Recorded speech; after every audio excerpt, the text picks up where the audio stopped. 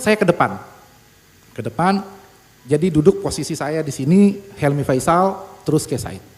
Saya tuh enggak tega, enggak berani ngomong.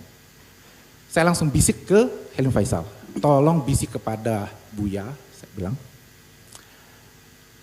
lebih baik mundur saja, tidak usah maju. Saya bilang. Kenapa? Karena hitung-hitungannya ini bakal kalah dan malah beliau akan dipermalukan nanti. Saya ceritakan. Helmi Faisal bisik kepada Kiai Said. Kemudian Helmi Faisal itu bilang, Kiai Said menggeleng dan mengatakan, ini bukan tentang saya. Saya kalah dan dipermalukan pun tidak mengapa. Ini ada sesuatu yang lebih besar, kita harus menjaga Nahdlatul Ulama. Pada titik itu saya merasa, wah ikhlas betul beliau. Dan saya jadi ingat, sebelum muktamar, beliau sempat mengatakan, saya sebagai ketua umum PBNU, kata beliau, mungkin pernah melakukan kesalahan. Tetapi saya tidak pernah berniat menghancurkan atau merusak NU. Beliau itu juga ikhlas memimpin NU, tidak perlu pencitraan apa. Itu saat detik-detik beliau kalah di muktamar. Ini jarang saya ceritakan Bang Mari. Saya dengan Cak Mas Duki, dengan Prof Maskuri, Prof Nuh, Asroniam itu pimpinan sidang di muktamar NU kemarin. Nah di saat sedang sidang Ahwa, saat itu di Unila ya, di gedung Unila saat itu. Saya dipanggil Nusron Wahid. Nusron mengatakan begini, Prof, saya tidak tahu sedekat apa Anda dengan Kiai Said. Saya bilang saya dekat, kenapa memangnya? Tolong sampaikan. Saat ini sedang sidang Ahwa, kemungkinan besar Rois Am Kiai Miftah lagi. Dan Kiai Miftah saat itu sudah bilang, sebelumnya sudah bilang, kalau saya tapi Rois Am lagi, saya punya hak veto untuk menolak Kiai Said sebagai calon ketua PBNU berikutnya. Dan itu pernah saya lakukan waktu saya jadi Rois Suriah di Jawa Timur. Saya pernah menolak menggunakan hak veto itu terhadap salah satu calon. Karena tradisi NU, Bapak-Bapak dan Ibu sekalian, itu biasanya setelah terpilih Rois Am, begitu mau pemilihan ketua Tanfiziah, itu ditanyakan apakah ada keberatan atau tidak dari Rois Am. Nah momen itu, kata Nusron Wahid, saya khawatir akan digunakan oleh Kiai Miftah untuk menolak Kiai Said.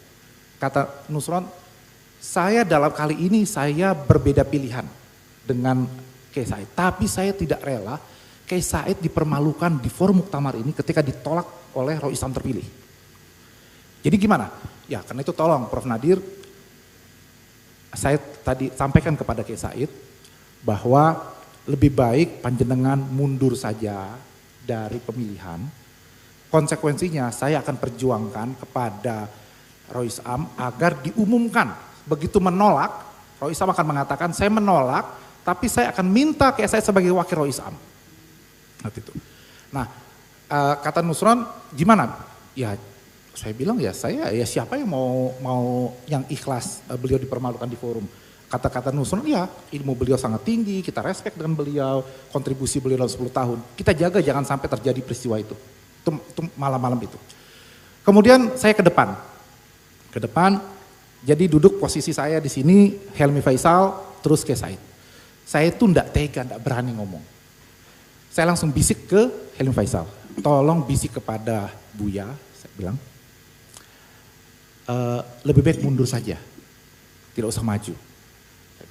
Kenapa? Karena hitung-hitungannya ini bakal kalah dan malah beliau akan dipermalukan nanti. Saya ceritakan.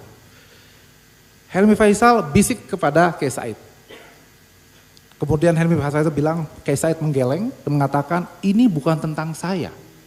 Saya kalah dan dipermalukan pun tidak mengapa. Ini ada sesuatu yang lebih besar, kita harus menjaga Nahdlatul Ulama.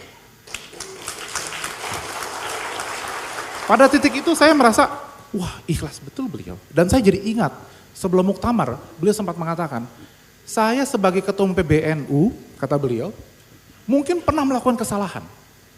Tetapi saya tidak pernah berniat menghancurkan atau merusak NU. Nah saya teringat kata-kata itu. Boleh sebagai pengurus PBNU melakukan kesalahan, tapi jangan pernah merusak NU. Nah, tapi terus saya naik ke panggung. Di panggung saya cerita sama Prof Nuh. Kata Prof Nuh, wah gimana ini ya? Kita deg-degan menunggu siapa yang terpilih sebagai Rois Am. Nah terus saya lihat Yeni Wahid masuk ke ruangan. Nah ini Wahid. Terus kata Prof Nuh, coba ngomong sama Yeni Wahid. Mungkin Ning Yeni bisa membujuk Kiai Said. Saya turun dari atas panggung, terus saya bicara sama Ning Yeni, saya bilang ini ada penting saya bicarakan. Kanan kiri orang masih mengkerubungi Ning Yeni gitu. Terus Ning Yeni bisik ke saya, Gus kita ngomong bahasa Inggris aja. Gitu. Jadi biar yang lain nggak paham gitu. Jadi Ning Yeni merasa orang-orang NU pada nggak paham nih kan bahasa Inggris. Gitu.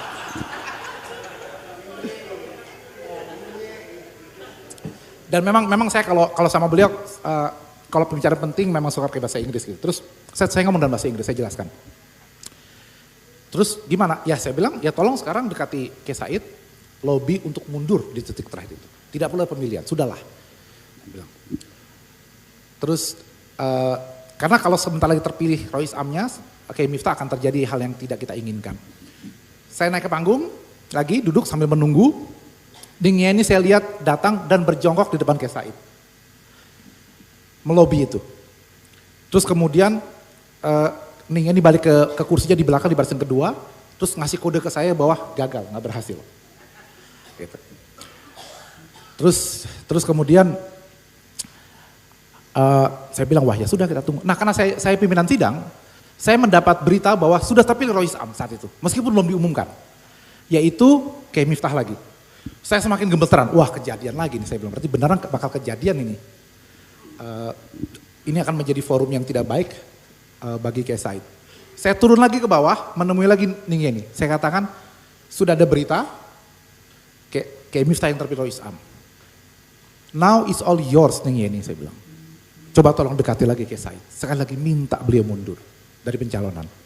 Ya, betul-betul, nah Ning Yeni pun mengatakan, iya kita harus selamatkan marwah Kiai Said saat itu. Maju lagi, gagal lagi. Terus kemudian Ning Yeni sudah kasih kode lagi ke saya dari jauh. Terus Prof Nuh bilang gini, yang megang palu Prof Nuh saat itu. Salah pimpinan sidang. Jadi gimana Gus? Saya bilang, ya sudah kita berdoa saja. Saya bilang. Gitu. Datang Rois Am, rombongan Ahwa semua. Ternyata begitu perwakilan Ahwa bicara, tapi Rois Am dengan 2 persyaratan yang yaitu harus mundur dari Ketua Umum MUI dan yang kedua harus menerima siapapun yang akan dicalonkan. Saat itu saya langsung lega. NU tuh gitu, di detik terakhir kalau Allah turun tangan gitu ya, menggerakkan para kiai, tidak ada acara dipermalukan saat itu. Nah akhirnya kemudian setelah itu saya pulang ke hotel. Jadi saya tidak ikut proses pemilihan itu.